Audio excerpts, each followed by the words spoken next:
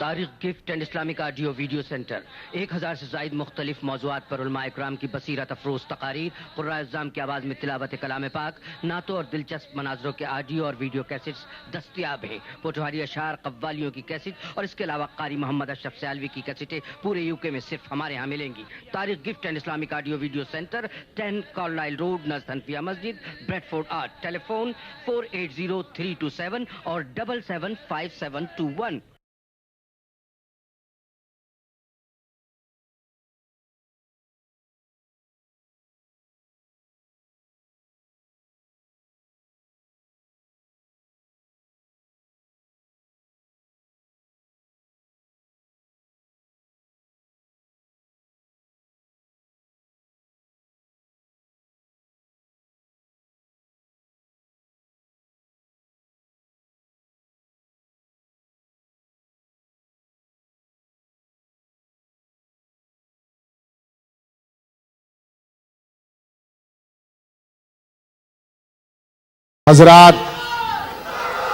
حضرات آپ سے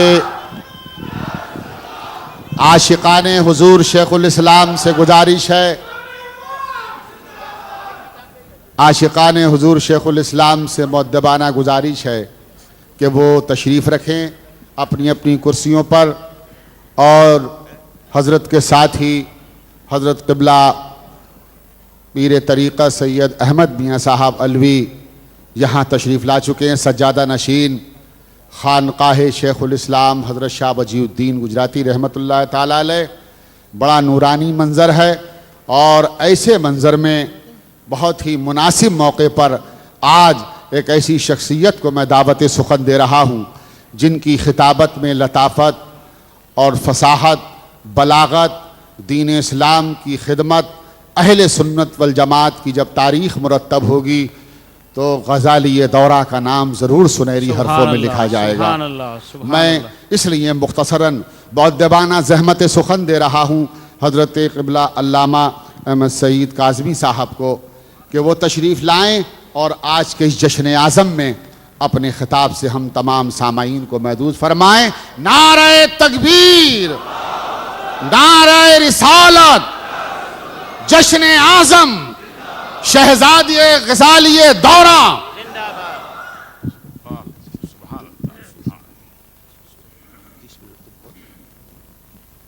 سبحان اللہ۔ الحمدللہ وکفا والسلام علی عبادہ الذین اصطفا، اما بعد فاعوذ باللہ من الشیطان الرجیم، بسم اللہ الرحمن الرحیم۔ ومن يعظم شعائر اللہ فإنها من تقوى القلوب۔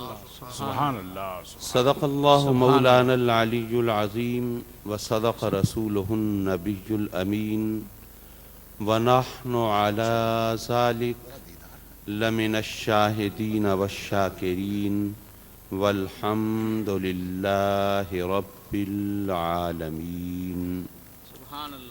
میر محفل، صدر مجلس، جان محفل، شیخ الاسلام، رئیس المحققین حضرت قبلہ مدنی میاں صاحب دامت برکاتہم العالیہ، غازی ملت، شہباز خطابت حضرت قبلہ ہاشمی میاں صاحب دامت برکاتہم العالیہ، اور ذی وقار و ذی احتشام علماء کرام، مشائخ اعظام، مہمانان گرامی اور مکرم و معظم حاضرین محفل، میرے لیے ایک بار پھر سعادتوں کی بارش ہے، اور ان بزرگوں کی توجہات اور عنایات سے اپنا حصہ سمیٹنے کا موقع ہے کہ اس خوبصورت اور باوقار محفل میں حضور قبلہ شیخ الاسلام کی موجودگی میں چند باتیں کہنے کا موقع میسر آیا ہے۔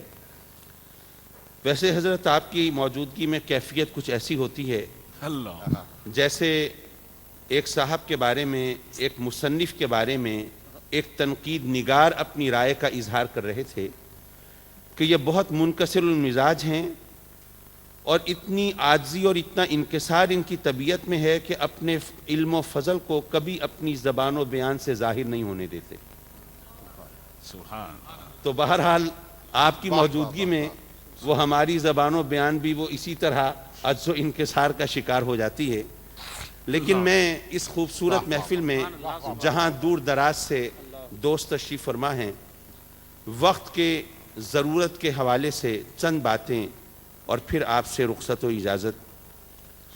میرے آقا کریم صلی اللہ علیہ وسلم کا فرمان ہے کہ مسلمان ایک جسم کی مانند ہیں.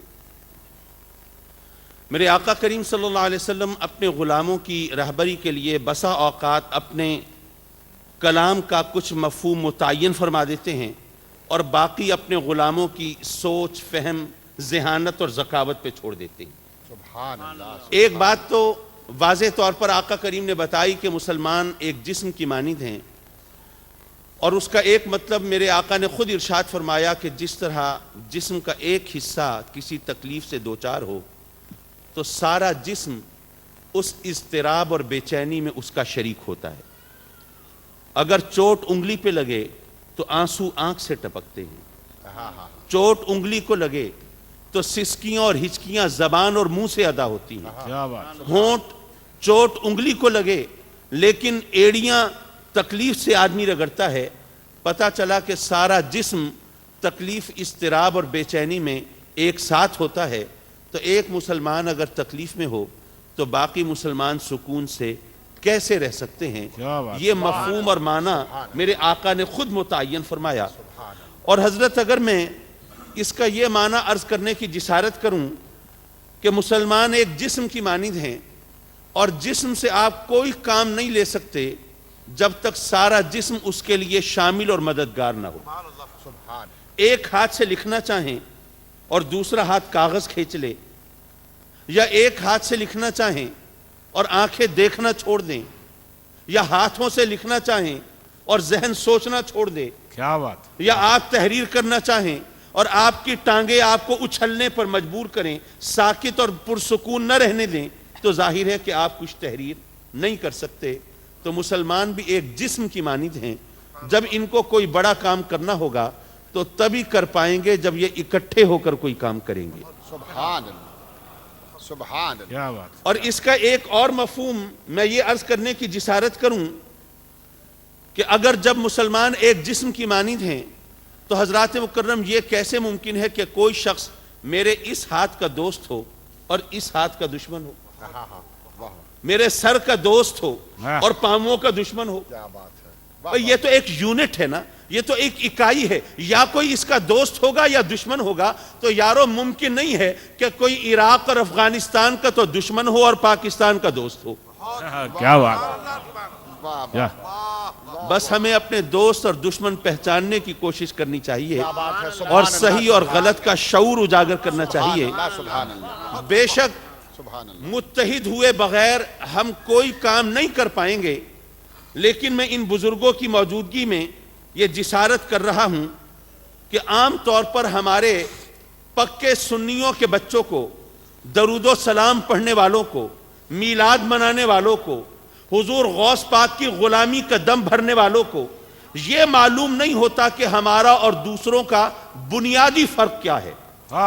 اصل میں لوگ یہی سمجھتے ہیں کہ شاید فرق یہ ہے کہ ہم میلاد کرتے ہیں وہ نہیں کرتے، ہم 11ویں کرتے ہیں وہ نہیں کرتے، ہم جلوس نکالتے ہیں وہ نہیں نکالتے، ہم نور مانتے ہیں وہ نہیں مانتے. اور وہ بڑی چالاکی سے، حضرت میں اپنی اوقات میں رہوں گا انشاءاللہ العزیز، تو یہاں پر وہ بڑی چالاکی سے سوال ترتیب دیتے ہیں، پوچھتے ہیں.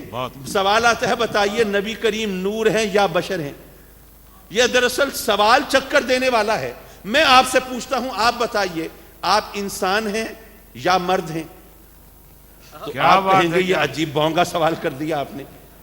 بھئی ہم انسان بھی ہیں، ہم مرد بھی ہیں.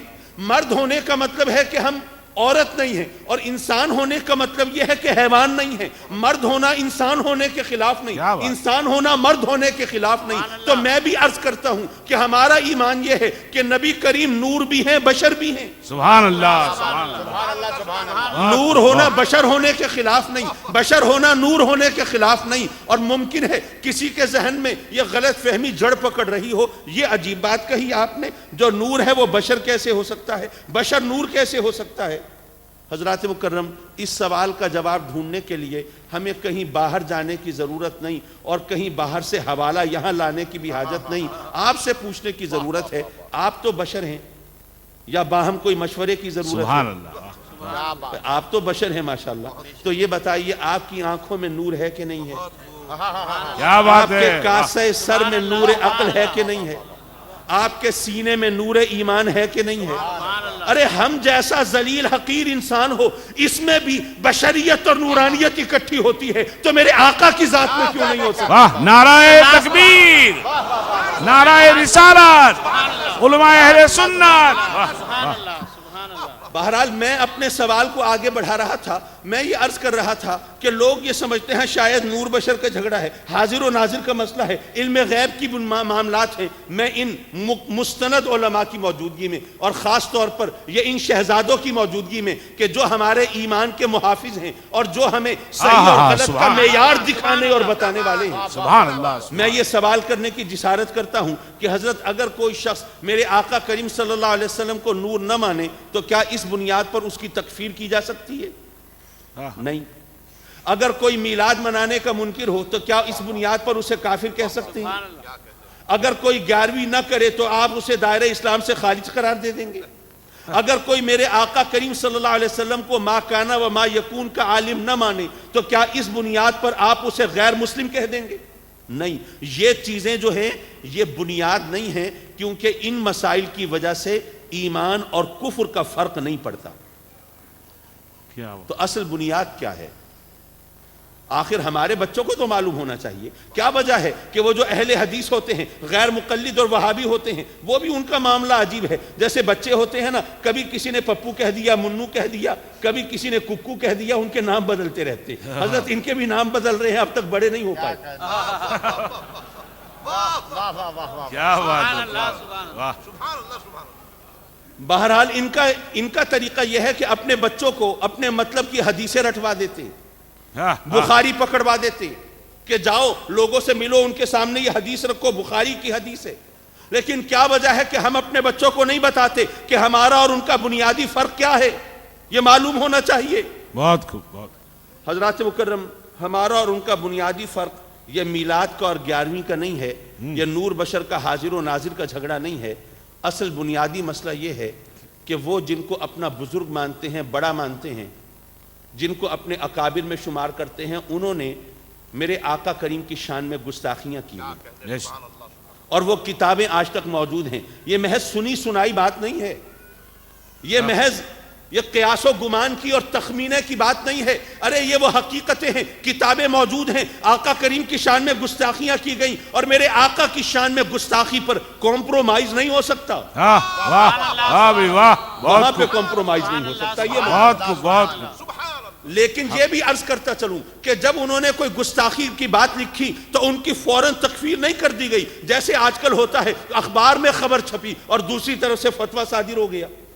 ایسا نہیں ہوا، بلکہ ان کو متوجہ کیا گیا. یہ تم نے کیا کیا ہے؟ تم کلمہ پڑھتے ہو، تم مسلمان کہلاتے ہو سکتا ہے سہون تمہاری زبان سے کوئی بات نکل گئی ہو، قلم سے کوئی تحریر سرزد ہو گئی ہو، ہم تمہیں متوجہ کرتے ہیں یہ آقا کریم کی شان میں کھلی گستاخی ہو رہی ہے، تم اس سے رجوع کرو. ارے برسوں ان کو متوجہ کیا جاتا رہا، یہ مناظرے ہوتے رہے، یہ تحریری تبادلے ہوتے رہے، لیکن اس کے باوجود انہوں نے وہ الفاظ واپس لینے کی زحمت نہیں کی. حضرات مکرم، میں آپ سے پوچھتا ہوں، بعض اوقات ایسا ہوتا ہے آدمی کی زبان سے کوئی ایسا جملہ نکل گیا، آپ کو پتہ نہیں چلا، کوئی اس سے اوفینڈ ہو گیا، اس کا دل دکھ گیا، وہ ناراض ہو گیا، آپ کو پتہ بھی نہیں، آپ کو خبر نہیں ہوتی. ایسا ایک دفعہ راجہ رنجیت سنگھ کے دربار میں بھی ہوا تھا.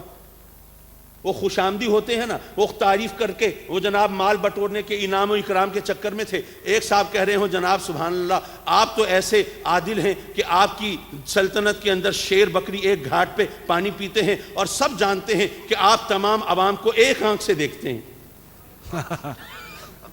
اب راجہ رنجیت سنگھ کی ایک آنکھ گل تھی، وہ کانا تھا، یک چشم تھا. اب وہ تعریف کرنے والا اپنی طرف سے وہ مکھن لگا رہا تھا، خوشامد کر رہا تھا، انعام و اکرام بٹورنے کی فکر کر رہا تھا. لیکن نتیجہ یہ نکلا کہ جب اس نے یہ بات کہی تو ظاہر ہے گردن زدنی ٹھہرا. تو حضرات مکرم کبھی آدمی کے زبان سے کوئی جملہ، چلیے وہ تو راجوں کی بات تھی، وہ تو مروا سکتے تھے، لیکن ہمارے ساتھ کبھی ایسا ہو جاتا ہے ایک دوسرے سے گفتگو کر رہے ہیں، زبان سے کوئی جملہ ایسا نکل گیا، کسی نے اس پر اپنا ذاتی حملہ تصور کیا، آپ کیا کرتے ہیں؟ فوراً ایکسکیوز کرتے ہیں، بھائی ہم سوری کرتے ہیں، معذرت خواہ ہیں، ہم آپ کا دل دکھانا نہیں چاہتے تھے، آپ کی دل آزاری ہمارا مقصود نہیں تھی، بات زبان سے نکل گئی، ہم اپنے الفاظ واپس لیتے ہیں، ہم معافی مانگتے ہیں۔ ایسا ہی ہوتا ہے نہیں ہوتا؟ اور بارہا ہوتا ہے، یہ کوئی ایسی بات نہیں ہے کہ کوئی بہت ریئر ہو اور اس کی جناب مثال کوئی بعید قیاس ہو، ایسی کوئی بات نہیں، ہر ایک جانتا ہے کہ اگر کبھی ہم کسی کی دل آزاری کر بیٹھے فوراً معذرت کرتے ہیں، اپنے الفاظ واپس لیتے ہیں۔ یارو آقا کریم کی شان میں انہوں نے گستاخیاں کی، کتابیں لکھی، وہ تحریریں آج تک موجود، ان کو متوجہ کیا گیا، لیکن ان کو اتنی توفیق نہیں ہوئی کہ اپنے الفاظ واپس لے لیتے۔ کیا بات ہے، واہ!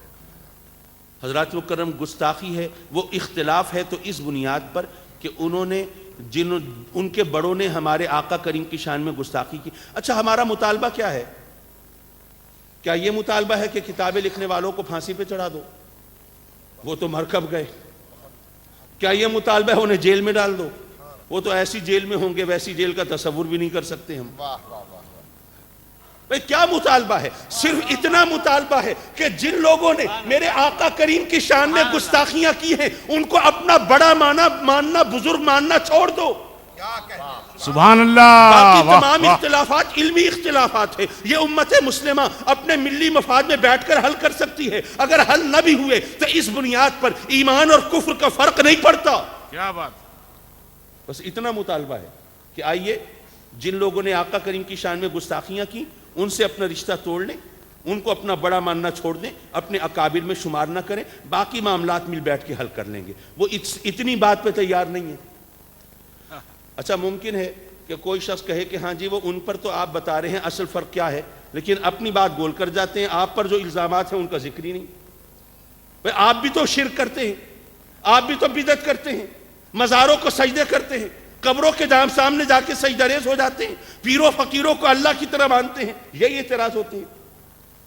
حضرت پہلی گزارش تو یہ ہے کہ قبروں کو سجدہ کرنا یہ ہمارا مسلک اور عقیدہ نہیں ہے۔ اگر یہ مسلک اور عقیدہ ہوتا تو شیخ الاسلام سجدہ کرتے، حضرت قبلہ غازی ملت سجدہ کرتے، یہ اکابر، یہ علماء، یہ مشائخ سجدہ کرتے قبروں پہ جا کے۔ کبھی آپ نے کسی بزرگ کو، کسی عالم کو، کسی مشائخ میں سے کسی کو آپ نے سجدہ کرتے دیکھا ہے قبر پہ؟ یقیناً نہیں۔ میں مانتا ہوں کہ ہمارے ہاں بعض لوگ جو جاہل ہوتے ہیں، مسئلے سے ناواقف ہوتے ہیں، عقیدت میں اندھے ہوتے ہیں، وہ بسا اوقات جا کر ایسی شکل اختیار کر لیتے ہیں کہ سجدے کا گمان گزرتا ہے، لیکن جو مسئلے سے واقف ہوتے ہیں وہ انہیں روکتے ہیں، منع کرتے ہیں، بتاتے ہیں کہ صحیح معاملہ کیا ہے۔ میرے والد گرامی کے مزار پر لکھا ہوا ہے کہ قبر کی طرف منہ کر کے نماز پڑھنا بھی جائز نہیں ہے، حالانکہ نماز تو ہر ایک جانتا ہے اللہ کی ہوتی ہے، نماز میں تو سجدہ اللہ کو ہوتا ہے، لیکن نماز پڑھتے ہوئے اگر پیر کی قبر سامنے ہو، ایسا نہ ہو دل میں خیال آئے چلو ایک تیر سے دو شکار ہو گئے۔ اس لیے جب نماز پڑھنے کے لیے کھڑے ہو تو پیر کی قبر، کوئی مزار، کوئی قبر سامنے نہیں ہونی چاہیے۔ ہمارا عقیدہ تو یہ ہے، لیکن چلو یارو مان لیا ہمارے اوپر یہ اعتراض ہے، لیکن ہم تو کہتے ہیں نا کہ ہمارا عقیدہ نہیں، سجدہ اللہ کے سوا کسی کے لیے جائز نہیں۔ اللہ کے سوا اگر کوئی کسی کو سجدہ عبادت کرے تو شرک ہے، اور سجدہ تعظیمی کرے تو حرام ہے۔ اللہ کے سوا کسی کو سجدہ کرنا جائز نہیں ہے، اور ہم علل اعلان کہتے ہیں جو اگر پیروں فقیروں کو، قبروں کو سجدہ کرے اس کا ہم سے کوئی تعلق نہیں۔ تم بھی کہہ دو جنہوں نے آقا کریم کی شان میں گستاخیاں کی ان کا ہم سے کوئی تعلق نہیں۔ کیا بات! لیکن حضرت ایک فرق ہے، ذرا اس کی طرف میں بطور خاص توجہ مبذول کرانا چاہوں گا۔ ہم پر الزام ہے نا کہ جناب پیروں فقیروں کو اس طرح مانتے ہیں، یہ جناب قبروں کو سجدے کرتے ہیں، لیکن یارو ایک بات یاد رکھنا کہ ہم پر جو بھی الزام ہے وہ ہمارے جاہلوں کی وجہ سے ہے، اور تم پر جو الزام ہے تمہارے عالموں کی وجہ سے۔ واہ واہ واہ، بہت کو بہت کو، واہ سبحان اللہ، سبحان اللہ، واہ واہ واہ واہ واہ، کیا کہہ رہے ہیں؟ یارو یہ کوئی چھوٹی بات نہیں ہے، ہم پر الزام ہے ان جاہلوں کی وجہ سے، اور تم پر الزام ہے ان عالموں کی وجہ سے۔ کیا بات ہے. حضرات مکرم، آج کل ساری دنیا میں امت مسلمہ کے خلاف سازشیں ہو رہی ہیں. ہمیں اکٹھا ہو جانا چاہیے، لیکن کس بنیاد پر؟ آقا کریم کی عظمت و ناموس کو داؤ پہ لگا سبحان اللہ. واہ. تو ہمارا اکٹھا ہونا بیکار ہے یارو. اس وقت دنیا بھر میں مسلمانوں کے خلاف جو سازشیں ہو رہی ہیں ان کا اندازہ وہ ڈنمارک میں چھپنے والے کیریکیچر سے بھی ہوتا ہے. یہ اور بات ہے کہ رب کائنات نے میرے نبی کو وہ شان اور وہ عظمت عطا فرمائی ہے کہ اگر کوئی گستاخ میرے آقا کی شان میں گستاخی کرے، اللہ اپنے کرم سے اس گستاخی کو بھی میرے آقا کی عظمت کا نشان بنا دیتا ہے. آپ دیکھیے کافر حاضر ہوئے بارگاہ رسالت میں. ہاں جی، اگر اللہ کے سچے نبی ہیں ذرا چاند کے 2 ٹکڑے کر کے دکھائیں. اگر سچے نبی ہیں بتائیے میری مٹھی میں کیا ہے. یارو پھر چشم فلک نے دیکھا، چاند 2 ٹکڑے ہوا. پتھروں نے میرے آقا کی رسالت کی گواہی دی. سورج بھی الٹے پاؤں پھرا، جانور سجدہ ریز ہوئے. یہ تمام نشانیاں انہوں نے دیکھ لیں. جب مطالبے پورے ہو گئے، شرط پوری ہو گئی، کلمہ پڑھ لینا چاہیے تھا، لیکن کلمہ تو نہیں پڑھا. کیوں نہیں پڑھا؟ اصل وجہ تو یہ تھی کہ ان کے دلوں پر مہر تھی، کیسے پڑھتے. لیکن اصل وجہ اپنی جگہ پر، کوئی نہ کوئی ظاہری جواز تو تراشا ہوگا، کوئی نہ کوئی بہانہ تو پیش کیا ہوگا، کوئی نہ کوئی ٹوٹا پھوٹا لولا لنگڑا بھجا ترٹا بہانہ کوئی تو دیا ہوگا. وہ بہانہ کیا تھا؟ انہوں نے کہا کہ نہیں جی ہاں چاند تو 2 ٹکڑے کر دیا، یہ پتھروں سے بھی کلمہ پڑھوا دیا، لیکن کلمہ نہیں پڑھیں گے، نبی نہیں مانتے. وہ اس لیے کہ یہ آپ کی نبوت کی دلیل نہیں ہے، یہ تو جادو ہے. معاذ اللہ انہوں نے میرے آقا کو جادوگر کہا کہ یہ تو بہت بڑے جادوگر ہیں، آسمان پر بھی ان کا جادو چلتا ہے. یارو میرے نبی کو جادوگر کہنا یہ تہمت ہے کہ نہیں ہے؟ گستاخی ہے کہ نہیں ہے؟ میرے آقا کی نبوت و رسالت کے انکار کا ایک بہانہ ہے کہ نہیں ہے؟ بے شک ہے. لیکن یارو اس کا ایک اور پہلو بھی تو ہے. اگر آپ کسی شخص کے بارے میں کہیں کہ وہ بہت بڑا جادوگر ہے تو گویا آپ تسلیم کرتے ہیں کہ اس شخص کے پاس کوئی ایسی طاقت ہے جو دوسروں کے پاس نہیں ہے. ارے وہ میرے آقا کی نبوت اور رسالت کا انکار کرنے کے لیے تہمت دھر رہے ہیں، الزام دے رہے ہیں، جادوگر ہونے کا طعنہ دے رہے ہیں، لیکن گویا اس بات کو تسلیم کر رہے ہیں کہ اس ہستی کے پاس وہ طاقت ہے جو دوسروں کے پاس نہیں ہے. ورنہ جادوگر کہنے کا مطلب ہی نہیں. سبحان اللہ. سبحان اللہ. اپنی طرف سے الزام دھرتے ہوں، حقیقتاً میرے آقا کی عظمت کی گواہی دیتے ہوں. حضرات مکرم یہی کچھ وہ سورہ والضحیٰ میں ہوا نا. جب وحی آنے میں وقفہ ہوا، کافروں نے تانے دینا شروع کر دیے. لو جی مسلمانوں سے اللہ کے مسلمانوں کے نبی سے اللہ ناراض ہو گیا. بھائی تمہیں کیسے پتا چلا اللہ ناراض ہو گیا؟ تم پر وحی آئی. کمال ہے، وحی آنے کی کیا بات ہے بھائی؟ تمہیں نہیں پتا اتنے دن ہو گئے وحی نہیں آئی؟ اگر وحی نہ آتی، اگر وحی اللہ ناراض نہ ہوتا، وحی آنا بند کیوں ہوتی؟ حضرات مکرم کافر ہیں، کلمہ نہیں پڑھتے، مومن نہیں ہیں، لیکن وہ بھی مانتے تھے کہ وحی آتی اللہ کی. کیا بات ہے، کیا بات ہے. سبحان اللہ. وحی آتی اللہ کی طرف سے ہے. میرے آقا کوئی جی سے جوڑ کے من گھڑت وحی پیش نہیں کرتے. اسی لیے وہ دلیل کے طور پر پیش کر رہے ہیں کہ دیکھو اتنے دن ہو گئے وحی نہیں آئی، لگتا ہے اللہ ناراض ہو گیا. یارو بظاہر میرے آقا کی عظمت و شان پر کا انکار کر رہے ہیں، آوازیں کس رہے ہیں، مذاق اڑا رہے ہیں. لو جی مسئلہ حل ہو گیا، مشکل آسان ہو گئی، بات ختم ہو گئی، مسلمانوں کے نبی سے اللہ ناراض ہو گیا، لیکن حقیقتاً میرے آقا کی صداقت کی گواہی دے رہے ہیں. یہاں حضرت ایک اور خوبصورت سی بات ہے، میں اس کو بیان کرنے کے لیے خوبصورت مثال تو نہیں ڈھونڈ سکا، لیکن بات چلیے عرض کر دوں. فرض کیجئے آپ کسی اندرون شہر کے محلے میں رہتے ہوں. دیہات میں یا کالونیز میں تو فاصلے ہوتے ہیں نا. اندرون شہر تو مکانات آپس میں گتھم گتھا ہوتے ہیں، پر پتہ چلتا رہتا ہے کہ آج پڑوسن نے دال بگھاری ہے یا مچھلی تلی ہے، مہک بتا دیتی ہے. تو آپ کسی ایسی جگہ رہتے ہیں جہاں اندرون محلے اندرون شہر کا سما ہے، مکان بالکل ملے ہوئے ہیں، اور اتفاق سے آپ کا جو پڑوسی ہے ان کی بیگم صاحبہ زبان کی بہت تیز ہیں. میں پہلے معذرت کر چکا کہ I couldn't find any sophisticated example to express my feelings and to explain this matter. لیکن یہ کہ میں کسی کو الزام نہیں دے رہا، صرف ایک مثال ہی دے رہا ہوں.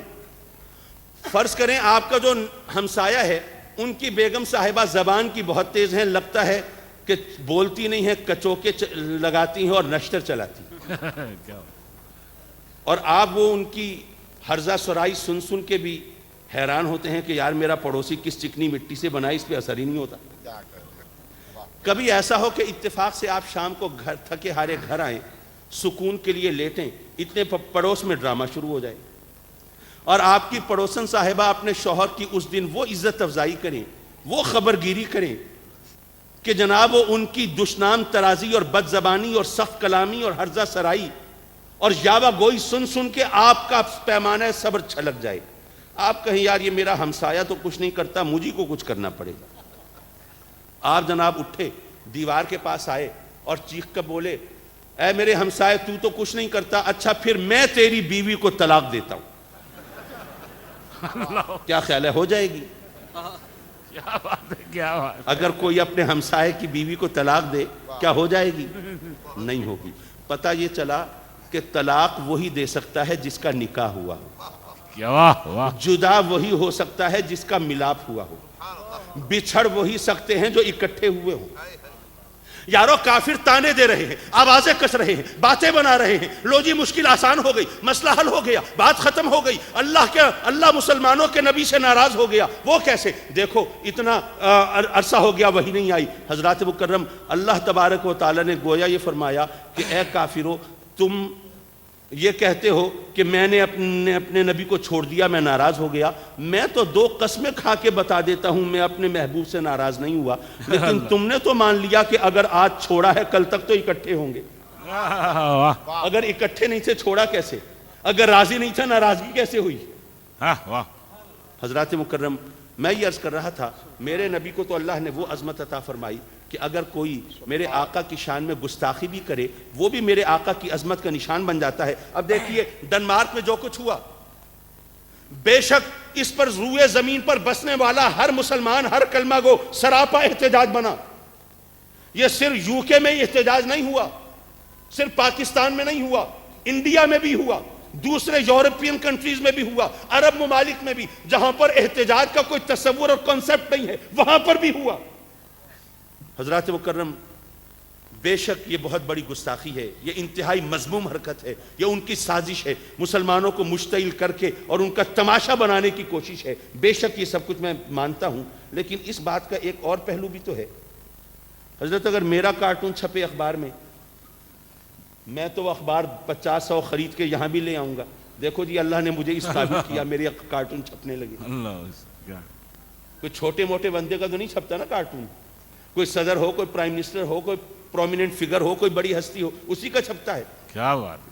حضرات مکرم، آج کی دور میں کوئی بہت بڑا عابد ہو، زاہد ہو، کوئی بہت بڑا شخص ہو، بڑا نامور شخص ہو اور دینی رہنما ہو، وہ کسی دینی جماعت کا سربراہ ہو، اس کے کارٹون چھپ سکتے ہیں، لیکن امت مسلمہ بیک زبان ہو کر ساری دنیا میں متفقہ متحدہ اپنا عقیدہ بتا رہی ہے کہ اے لوگو، دنیا میں تم کسی کے بھی کارٹون چھاپ سکتے ہو، ہمارے نبی کے کارٹون نہیں چھاپ سکتے۔ ہمارے نبی دنیا کے کسی دوسرے انسان جیسے نہیں ہیں۔ سبحان اللہ۔ ارے پہلے اگر کوئی آقا کریم کو اپنے جیسا کہتا تھا، اس کی تردید کے لیے ہم قرآن پیش کرتے تھے، حدیث پیش کرتے تھے، دلائل دیتے تھے، ثبوت اور شواہد فراہم کرتے تھے، لیکن آج کے بعد سے کسی دلیل کی ضرورت نہیں۔ ارے روئے زمین پر بسنے والا ہر کلمہ گو عملی طور پر اپنے عقیدے کا اظہار کر چکا کہ ہمارے نبی جیسا دنیا میں دوسرا کوئی نہیں ہے، کسی دوسرے کے کارٹون چھاپو، ہمیں پرواہ نہیں، ہمارے نبی کے ساتھ تم یہ گستاخی نہیں کر سکتے۔ انہوں نے تو گستاخی کی، لیکن اس سے بھی میرے آقا کی عظمت و شان نکھر کر سامنے آ گئی۔ حضرات مکرم، میری آج کی گفتگو معاف کیجئے، میں نے آپ سے نہ یہ پوچھا کہ میرا موضوع کیا ہے اور مجھے کس دائرے میں رہ کر گفتگو کرنی ہے، لیکن میری حدود و قیود چونکہ آپ جانتے ہیں اس لیے آپ نے مجھے پابند نہیں فرمایا، تو میں نے یہ چاہا کہ میں آپ کی خدمت میں یہ عرض کروں کہ ہم فرقہ واریت نہیں چاہتے، ہم اتحاد چاہتے ہیں، ہم اتفاق چاہتے ہیں، ہم امت مسلمہ کو ایک پلیٹ فارم پر لانا چاہتے ہیں، اور یہ ضروری ہے۔ وہ اس لیے کہ جب ہم ختم نبوت کا نعرہ لگاتے ہیں، اگر میرے آقا اللہ کے آخری نبی ہیں تو یارو یہ امت بھی تو پھر آخری نبی کی امت ہے، پھر اس کو بھی تو اپنی ڈیوٹی ادا کرنی ہوگی نا۔ اللہ کی طرف سے جب کوئی اور پیغمبر نہیں آئے گا، کوئی اور رسول نہیں آئے گا، کوئی اور شریعت نہیں آئے گی، تو پھر ظاہر ہے کہ جو شریعت ہے اس شریعت کے امین ہی اس کام کو آگے بڑھائیں گے نا۔ تو امت مسلمہ کو بھی تو اپنا کردار ادا کرنا ہے. اب کردار ادا کرے تو کیسے کرے؟ لوگ یہی تو کہتے ہیں کہ جناب اتنے فرقوں میں بٹ گئے ہیں، یہ اختلاف، یہ انتشار، یہ ایک دوسرے کے پیچھے نماز پڑھنے کے روادار نہیں. مجھ سے بھی جناب پوچھ لیا اسمبلی کے حوالے سے کہ انتخابی اتحاد ہو رہا ہے تو آپ نماز تو ایک دوسرے کے پیچھے پڑھتے نہیں. میں نے کہا اسمبلی میں کیا ہم نماز پڑھنے جا رہے ہیں؟ تو اسمبلی میں نماز پڑھنے تو نہیں جا رہے.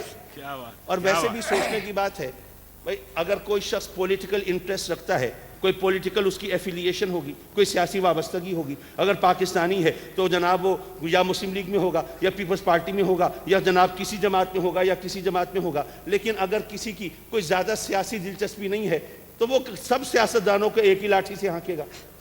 ایسا ہی ہے. اسی طرح انڈیا میں مختلف پارٹیز ہیں، جس کا کوئی کین انٹرسٹ ہوگا پولیٹکس میں وہ کسی پرٹیکولر پارٹی سے ایفیلیٹڈ ہوگا، اور جو سیاست سے زیادہ دلچسپی نہیں لگتا اور اس کے لیے سب ایک ہی چیز ہوں گے.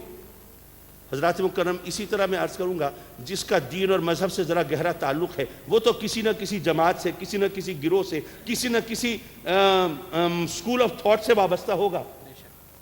اور جو دین کے بارے میں زیادہ دلچسپی نہیں رکھتا وہ یہی کہے گا نہیں جی، نہ میں سنی ہوں، نہ شیعہ ہوں، نہ دیوبندی ہوں، نہ وہابی ہوں، میں تو بس مسلمان ہوں. یہ ان لوگوں کی بات ہوگی جو دین سے دلچسپی نہیں رکھتے. دین سے دلچسپی رکھیں گے تو یقیناً ان کی انکلینیشن کسی نہ کسی کی طرف ہوگی. بہرحال میں یہ چاہتا تھا کہ میں یہ عرض کروں کہ امت مسلمہ کے اتحاد و اتفاق کا پیغام کیا ہو سکتا ہے. حضرات مکرم، اب یہ محفل ہو جو حضور غوث پاک کے عنوان سے سجائی جائے اور ان کا ذکر نہ آئے تو وہ تقریر تو نہ ہوئی، وہ تو محض وقت گزارنے کا بہانہ ہوا. کیا بات. حضرات مکرم، میرے غوث کی ایک کرامت آپ نے سنی ہوگی، لیکن کرامتیں صرف لطف و لذت کے لیے نہیں ہوتی، سبق حاصل کرنے کے لیے ہوتی. سبحان اللہ، سبحان اللہ. جناب والا، آپ نے اپنے فرزند کو یہ واقعہ سنایا، اپنے صاحبزادے کو بتایا کہ میں اپنے رب کی عبادت میں مشغول تھا، اس سے لو لگائے بیٹھا تھا تو یکایک مجھے محسوس ہوا ہر طرف اجالا ہے، نور ہی نور ہے، چکا چوند روشنی ہے، آنکھوں کو خیرہ کرنے والا اجالا ہے. ایسے میں مجھے ایک نورانی تخت نظر آیا، اس پر ایک نورانی شبیہ ہے جس کا حسن و جمال کی وجہ سے اور جس کے روب و دبدبے کی وجہ سے اس کے چہرے پر نظر جمانا ممکن نہیں ہے. اور وہاں سے آواز آتی ہے کہ اے عبد القادر، میں تیرا رب ہوں اور میں نے تیری عبادت و ریاضت کو مقبول و منظور کیا. تو نے میری ایسی عبادت کی، ایسی ریاضت کی، مجھے اتنا خوش کیا کہ اب میں تجھے تمام احکام سے بالاتر قرار دیتا ہوں. بھئی تو جو بھی عبادت ریاضت کرتا ہے مجھے خوش کرنے کے لیے کرتا ہے نا، تو اب میں تجھے بتا رہا ہوں، میں تجھ سے اتنا راضی ہو گیا کہ اب تجھے روزے نماز کی ضرورت نہیں، حلال حرام میں فرق کی حاجت نہیں، یہ تجھے شریعت کی احکام کی پابندی کی کوئی ضرورت نہیں ہے. حضور غوث پاک اپنے فرزند کو بتاتے ہیں کہ جب یہ آواز آئی فوراً میں سمجھ گیا کہ یہ ابلیس ہے، یہ شیطان ہے، یہ اس کا مکر و فریب ہے. میں نے لاہور پڑھی تو سارا منظر بدل گیا، اجالا تاریکی سے بدل گیا، وہ حسن بدصورتی سے بدل گیا. دیکھا کہ ایک مکروہ شخص سامنے ہے اور اس نے کہا کہ اے عبد القادر، تجھے تیرے علم نے بچا لیا. میں نے کہا کہ اے مردود، اے ملعون، تو بھی اپنے علم پر ناز کرنے کی وجہ سے راندہ درگاہ ہوا تھا اور آج پھر تو مجھے اسی چکر میں لانا چاہتا ہے. میں جانتا ہوں مجھے میرے علم نے نہیں بچایا، یہ اللہ کے فضل نے بچایا ہے. سبحان اللہ، سبحان اللہ. حضرات مکرم، یہ تمام بات تو اپنی جگہ، لیکن اب جو باپ بیٹے کے درمیان مکالمہ ہے ذرا وہ بھی سنیے. فرزند عرض کرتے ہیں، بابا جان یہ تو بتائیے آپ کو کیسے پتا چلا کہ یہ شیطان کا مکر و فریب ہے، یہ اللہ کی طرف سے نہیں ہے، یہ رحمانی روشنی نہیں ہے، یہ شیطانی کرشمہ ہے. اس نے سیٹ تو بہت بھرپور لگایا تھا، کوئی کسر تو نہیں چھوڑی تھی. روشنی ہے، اجالا ہے، پاکیزگی ہے، نورانی کیفیت ہے، وہ تخت ہے، وہ تاج ہے، وہ حسن ہے، وہ جمال ہے. تو ایسے میں آپ کو یہ شبہ کیوں ہوا کہ یہ شیطان کا کام ہے؟ تو آپ نے فرمایا کہ بڑی سیدھی سی بات ہے. جب اس نے کہا کہ آج کے بعد تو شریعت کی احکام کا پابند نہیں رہا تو میں نے فوراً سوچا کہ شریعت کی احکام کی پابندی تو میرے آقا سے نہیں اٹھائی گئی، میرے لیے کیسے اٹھائی جا سکتی ہے؟ سبحان اللہ، سبحان اللہ، سبحان اللہ. حضرات مکرم، حضور غوث پاک کا پیغام یہ ہے کہ اگر کوئی پیر کہلائے، اگر کوئی مرشد کہلائے، کوئی شیخ کہلائے، ہادی اور رہبر کہلائے، لیکن شریعت کی پابندی نہ کرے تو یہ ذہن میں رکھنا کہ وہ ہادی نہیں ہے، وہ پیر نہیں ہے، وہ رہبر نہیں ہے. جو شریعت سے ہٹتا ہے یارو وہ شیطان ہو سکتا ہے، اس کا چیلا ہو سکتا ہے، اللہ کا نمائندہ نہیں ہو سکتا. بہت بہت. نعرہ تکبیر، نعرہ رسالت. नाराए हैदरी। वाह वाह। हुजूर वाला 5 मिनट की गुंजाइश वक्त के दामन में और है मेरे लिए, मैं उसका फ़ायदा उठाते हुए मैं ये अर्ज़ करना चाहूँगा कि शरीयत और तरीक़त को हमारे लोगों ने अजीब मजाक बना दिया है। नहीं जनाब, ये शरीयत का रास्ता, ये तरीक़त का रास्ता। मैं अर्ज़ करूँगा कि शरीयत और तरीक़त में क्या फ़र्क है। हज़रत मैं आपके सामने वो अगर नुक्ता संजी की कोशिश करूँ तो जाहिर है कि ये इसको नादानी के सिवा और क्या कहा जाए, लेकिन जिस बात को मैंने जिस जाविये से समझा है सिर्फ वो अर्ज करना चाहता हूं। देखिए, इस्लाम की खुसूसियत यह है कि इस्लाम में अहकाम हर एक की हैसियत और मर्तबे के मुताबिक दिए जाते हैं। कोई बच्चा है उसके लिए हुक्म और है, बड़े के लिए हुक्म और है, औरतों के लिए हुक्म और है, मर्दों के लिए और है, मुसाफिर के लिए अहकाम और है, मुकीम के लिए और है, तंदुरुस्त के लिए और है, बीमार के लिए और है, अमीरों के लिए अहकाम और है, गरीबों के लिए और है। इसी तरह याद रखिए, अवाम के लिए अहकाम और हैं और खवास के लिए और हैं। अवाम के लिए अहकाम और हैं, खवास के लिए और हैं। अवाम का हुक्म, अवाम के लिए हुक्म शरीयत का है, खवास के लिए हुक्म तरीक़त का है। अब चलिए एक बात तो सुन ली, लेकिन इससे नतीजा क्या निकला? नतीजा ये निकला कि अवाम के लिए रास्ता इतना सादा और आसान होना चाहिए जिस पे सब चल सकें। सुभान अल्लाह। तरीक़त का रास्ता मुश्किल होगा क्योंकि उस पर चलना हर एक के बस की बात नहीं है, अल्लाह। उस पर खवास चलेंगे। यारो, जो शरीयत पे अमल नहीं कर पाता वो तरीक़त के रास्ते पे कैसे चल सकता है? क्या बात है, सुभान अल्लाह, बेशक। भाई, शरीयत तो इब्तिदा है, ये तो आवाम के लिए है। ये इतना आसान रास्ता होना चाहिए कि जिस पर हर एक चल सके। क्या बात है। मैं इसकी मिसाल हजरत हबीब अजमी के वाक़े की सूरत में पेश करूं। हजरत हबीब अजमी तशरीफ ला रहे हैं और सामने इमाम अहमद बिन हंबल, इमाम शाफी। इमाम शाफी कहते हैं इमाम अहमद बिन हंबल से कि हजरत, ये जो अल्लाह वाले हैं ना, ये जो सूफियाए किराम हैं, ये भी अजीब बुजुर्ग होते हैं, इनसे कोई मसला पूछे आदमी तो उलझन में पड़ जाता है। इमाम अहमद बिन हंबल कहते हैं, हजरत, हम तो उम्मत की रहनुमाई करने वाले, मसाइल हल करने वाले, फिक़ह के इमाम, हम उलझन में पड़ सकते हैं, ये कैसे हो सकता है? उनका अच्छा, आप पूछ के देख लीजिए। अल्लाह। और वो तशरीफ लाए, उनसे पूछा, सवाल किया। इमाम अहमद बिन हंबल ने, हजरत एक मसला बताइए। हाँ जी, क्या है? एक आदमी रात को सोने के लिए लेटा तो उसको ख्याल आया कि उसने 4 नमाजें पढ़ी हैं, 5वीं नहीं पढ़ी, लेकिन बहुत कोशिश के बावजूद उसे याद नहीं आ रहा कौन सी नमाज नहीं पढ़ी। अब वो क्या करे? अब फिक़ह का मसला ये है कि अगर कोशिश के बावजूद याद ना आए कौन सी नमाज नहीं पढ़ी और यकीन हो कि 4 पढ़ी हैं, तो फिर ज़न्ने गालिब की बुनियाद पर, अपने ख्याल और क़ियास की बुनियाद पर जो नमाज पर उसका दिल टिके वो नमाज पढ़ डाले, और रब्बे कायनात अगर वो नमाज नहीं भी होगी तो he would take it as a substitute of that original नमाज। अल्लाह। फिक़ह का मसला ये है। हजरत हबीब अजमी फरमाते हैं, एक नमाज नहीं पढ़ी, 4 पढ़ी हैं, सोचता है कौन सी नहीं पढ़ी, याद नहीं आता, 5 दोबारा पढ़े। 5 दोबारा पढ़े, ये क्या मसला? 4 तो पढ़ी हैं उसने, उनका 4 पढ़ी हैं और याद नहीं कौन सी पढ़ी हैं, क्या खाक पढ़ी हैं, 5 दोबारा पढ़े। अब आप सोचिए, जो लोग 5 नमाजें वैसे नहीं पढ़ते, अगर उनमें से किसी ने दिल पे जबर करके, हौसला करके 4 पढ़ रखी हो और अब उसको हुक्म दिया जा रहा हो 5 दोबारा पढ़ेगा, ये हुक्म अवाम के लिए नहीं है, ये खवास के लिए। वाह वाह, सुभान अल्लाह। ये तरीक़त का रास्ता है। शरीयत का रास्ता वही है जो आसान होगा, जिस पर सब अमल कर सकेंगे। शरीयत का रास्ता आसान होता है, तरीक़त का रास्ता मुश्किल होता है। हजरत मुकर्रम, यहां पर यह बात हजरत में अगर 1-2 मिनट जायद लग जाए खुले दिल से, वरना यहां पर भी फुल स्टॉप लग सकता है। क्या हजरत मैं पढ़ रहा था, वमन युतिल्लाह व रसूल फउलाइका मअल्लज़ीना अनअमल्लाहु अलैहिम, अल्लाह की ताअत करो, अल्लाह के रसूल की ताअत करो, क्या होगा? तुम्हें अल्लाह के इनाम याफ्ता बंदों की रिफाकत मिलेगी। मौला, ये क्या बात बनी? तेरी ताअत करें, तेरे रसूल की ताअत करें तो इनाम याफ्ता बंदों का दुम छल्ला बनेंगे, रिफाकत मिलेगी ना, हम नशीनी मिलेगी ना, सोहबत मिलेगी, खुद तो इनाम याफ्ता नहीं बनेंगे। भाई, अगर आपके यहाँ इलेक्शन हो रहे हो तो आपका जी चाहेगा भाई इलेक्शन में खड़े हो, खुद एमएनए बन जाएं, और कोई कहे नहीं ये ना काम करो, ये काम करो, तुम्हें एमएनए साहब अपने साथ लगा लेंगे। वो कहेगा भाई उनका साथ लगने से क्या होगा, खुद एमएनए बने तब तो कोई फायदा है ना। وَمَن يُطِعِ اللَّهَ وَالرَّسُولَ فَأُولَٰئِكَ مَعَ الَّذِينَ أَنْعَمَ اللَّهُ عَلَيْهِمْ. اللہ کی اطاعت کرو، اللہ کے رسول کی اطاعت کرو. کیا خوشخبری ہے، تمہیں کیا اجر ملے گا، کیا تمہارے لیے بشارت ہے؟ وہ یہ ہے کہ تمہیں انعام یافتہ بندوں کی رفاقت ملے گی. مولا ہم کمتر پر قناعت کرنے والے نہیں، ہم تو خود انعام یافتہ بننا چاہتے ہیں. مولا اس کے لیے کیا کریں؟ سبحان اللہ. اچھا انعام یافتہ کون ہے؟ من النبیین.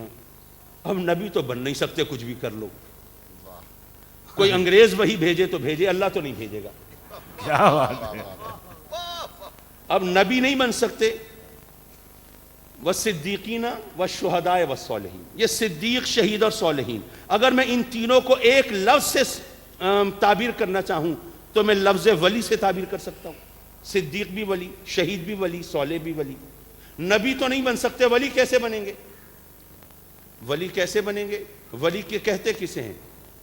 ولی کہتے ہیں محبوب کو. اچھا حضرت بعض لوگ عجیب لوگ سبحان ہیں اللہ. سبحان. جو کہتے ہیں سمجھتے نہیں. میں نے وہاں ایک پہلے بھی یہاں حاضر ہوا تھا اور وہاں میں نے یہ بات کہی تھی. چلیے روٹی بھی تو بار بار کھاتے ہیں دن میں، اگر کوئی علمی نقطہ دوبارہ سننے کو مل جائے تو کیا حرج ہے؟ بعض لوگ بیچارے ایسے ہیں جو کہتے ہیں سمجھتے نہیں ہیں. کہتے ہیں اللہ کے ولی کچھ نہیں کر سکتے. ان بیچاروں کو یہ نہیں پتا ولی کہتے کسے ہیں. ولی کہتے ہیں محبوب کو، ولی کہتے ہیں دوست کو.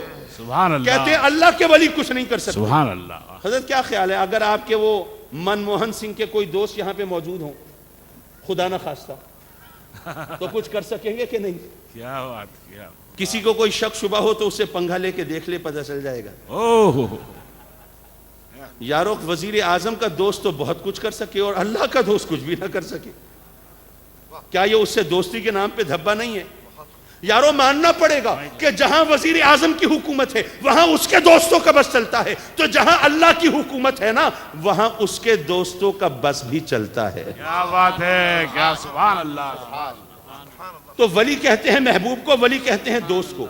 اگر ہم اللہ کی اطاعت کریں، اللہ رسول کی اطاعت کریں تو کیا ہوگا؟ ہمیں ان محبوبوں کی رفاقت ملے گی. لیکن مولا خود محبوب بننا چاہے کیا کریں؟ اللہ نے قرآن میں فرما دیا قل ان کنتم تحبون اللہ فاتبعونی. میرا محبوب بننا ہے تو اے محبوب تیری اتباع کریں. مولا تیرے رسول کی اطاعت کی تو محبوبوں کی رفاقت ملی، اور تیرے محبوب کی اتباع کی تو خود محبوب بن گئے. ہم تو سمجھتے تھے طاعت اور اتباع ایک ہی چیز ہے، لیکن آج لگ رہا ہے شاید یہ اس میں کوئی فرق ہے. طاعت کچھ اور چیز ہے، اتباع کچھ اور چیز ہے. حضرات مکرم، بات دراصل یہ ہے کہ اللہ اور اس کے رسول کی طاعت کی ہم سب پر واجب ہے نا. اچھا شریعت کی اصطلاح میں تو بعض اوقات آدمی آگے پیچھے ہو جاتا ہے، ڈیوٹی ہے، یہ فرض ہے، یہ واجب ہے. صرف ڈیوٹی کا لفظ بول لیا جائے تو کافی ہے. اللہ رسول کی طاعت ہم پر واجب ہے، یہ ہماری ڈیوٹی ہے، یہ تو کرنی ہے.